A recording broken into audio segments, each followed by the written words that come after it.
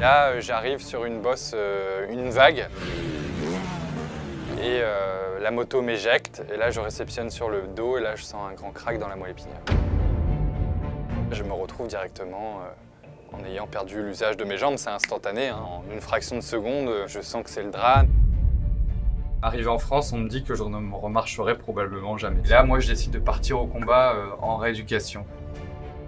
J'ai envie de me lever et c'était vraiment remarcher, récupérer. 14 ans après mon accident, je remonte sur une moto. C'est une superbe revanche sur la vie. Je m'appelle Axel Alétru.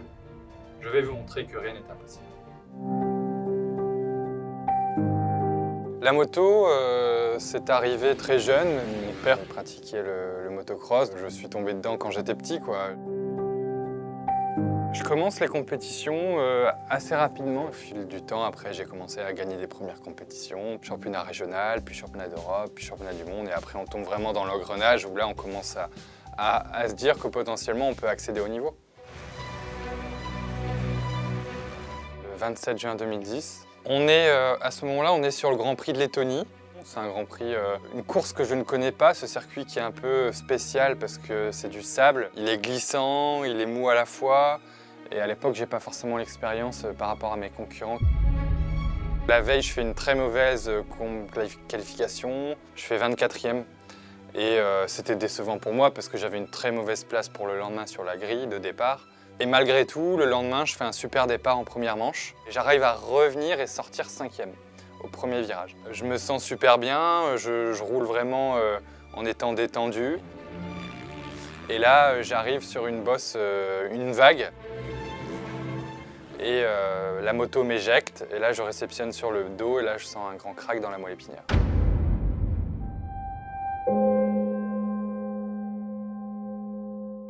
On sent le crack dans la moelle épinière. Là, je tombe.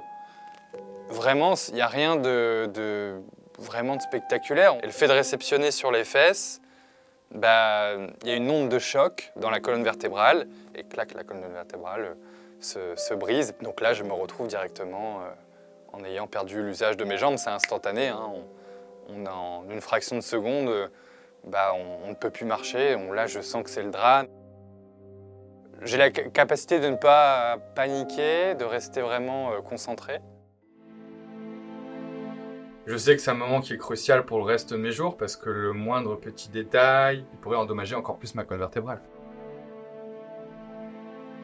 Donc j'ai peur, je ne peux plus bouger, que je ne sens plus mes jambes. Ouais, c'est quelque chose qui est terrible. Pourquoi moi Enfin ouais, c'est quelque chose qui est difficile. On a envie de se relever, mais on ne peut plus. Enfin, c'est une sensation qui est compliquée.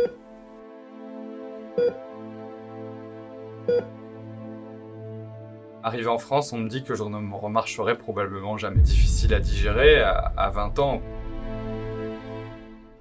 Malgré tout, je ne me résigne pas à ce diagnostic pessimiste. Je me dis que de toute façon, il faut que j'essaye de me battre pour essayer de retrouver le maximum d'autonomie. Et là, moi, je décide de partir au combat en rééducation. Dans ce centre de rééducation, je rencontre déjà ma kiné, avec qui on va faire un duo qui va être extraordinaire. Je rencontre d'autres patients. Et je commence officiellement mon premier jour de rééducation. On commence tout simplement déjà à se mettre assis sur une table de kiné. Puis ensuite, on commence à essayer de travailler les petits muscles qui sont encore un peu présents. Puis ensuite, on a ajouté à ça de la musculation, de l'ergothérapie, de la balnéothérapie. J'ai envie de me lever et j'ai envie de partir au combat pour récupérer au maximum. Je pensais qu'à ça. Il n'y a plus rien qui comptait autour de moi.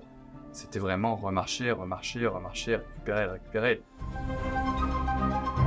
On a développé ce releveur qui me permet de tenir mes chevilles à 80 degrés et qui fait le rôle des mollets. Et donc avec ça, je commence à marcher entre les barres parallèles sur la terre ferme. Je fais un petit pas, puis un deuxième, puis un aller, puis un retour. Et après, j'essaie de renforcer le peu de muscles que j'ai. J'ai récupéré les quadriceps et tout le reste ne fonctionne plus. Malgré tout, j'arrive à exploiter des choses pour me mettre debout. On travaille beaucoup l'équilibre avec 2 béquilles, puis ensuite on essaye de faire quelques dizaines de mètres, puis 20 mètres, puis 30 mètres. Je sors pour le coup au bout de 2 ans en marchant avec 2 béquilles Exatel, ce qui est une victoire extraordinaire par rapport au diagnostic pessimiste des médecins à la base. Je pense que peu de gens auraient cru que je remarcherais un jour. Mais je veux prouver tout de même, malgré le handicap, que je peux devenir une nouvelle fois un champion. Le sport, ça me manque et je décide de me lancer dans la natation handisport dans le but d'aller aux Jeux de Rio 2016. C'est un sport où je me sens libre dans l'eau. Il n'y a pas d'attelle, pas de fauteuil, pas de béquille. On voit d'abord un athlète et après le handicap. La première fois que je me suis mis dans l'eau, je me suis dit que le parcours allait être très long. Il a fallu apprendre à nager avec les bras. Ma première compétition, ça m'a marqué. C'était la première fois que je refaisais une compétition après mon accident. J'ai décroché la médaille de bronze. Donc en 5 ans de natation avec toute l'équipe, on est devenu 12 fois champion de France. J'ai gagné les European Master Games. J'ai décroché 3 titres, 3 records de France sur 50 mètres papillon, 50 mètres crawl et 100 mètres crawl. 14 ans après mon accident, je remonte sur une moto et je boucle la boucle qui est de faire le départ de l'Enduropal du Touquet. C'est une épreuve qui rassemble 1300 pilotes sur la plage. 1300 pilotes de motocross. On roule 3 heures sur la plage. C'était un rêve parce que oui, pouvoir participer à cette compétition qui est hyper connue, ouais, ça me tenait à cœur. On a monté avec Yamaha une moto pour que je puisse rouler malgré mon handicap.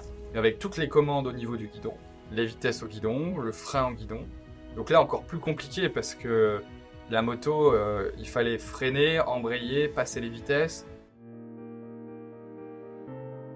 Mon objectif, c'était de faire le départ et arriver au premier virage et essayer de faire ce qu'on appelle le all shot, donc qui est de virer premier devant les 1300 pilotes au premier virage, au bout de ces 6 km. Après, je m'arrête, on s'en fout parce que c'est trop dangereux. Sur la ligne de départ, j'étais avec tout le monde, avec les valides. Je suis avec mon fauteuil roulant pour monter sur ma moto. Les gens devaient se dire, mais attends, il est en fauteuil roulant, lui il va faire de la moto. C'est un peu insensé. On est côte à coude avec tous les pilotes. C'était beaucoup d'émotions parce que remonter sur une moto et faire ce départ avec les valides. Le départ qui se déroule bien, à fond allongé sur la moto, seulement avec la force des bras, 170 km/h, et j'arrive deuxième au bout, avec les 1300 pilotes. Dans ma vie, c'était important de pouvoir le faire. Donc ça, c'est fait et je suis content de l'avoir fait. C'est une superbe revanche sur la vie. Aujourd'hui, je dirais que pour le coup, on peut croire en ses rêves, mais il faut vraiment y croire très fort et vraiment vivre pour ça.